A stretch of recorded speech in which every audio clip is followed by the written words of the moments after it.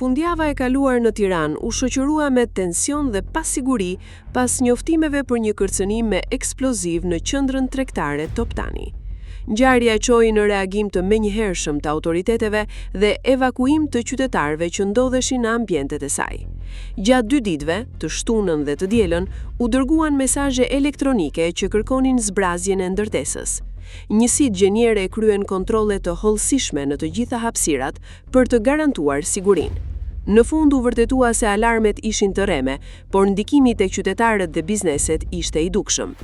Kërcënimi erdhi përmes një emaili me përmbajtje të rëndë dhe friksuese, ku përmendeshin akte dhune dhe pretendime për vendosje eksplozivi. Mesazhi përfshinte edhe elemente simbolik dhe një imazh arme, duke rritur efektin e panikut.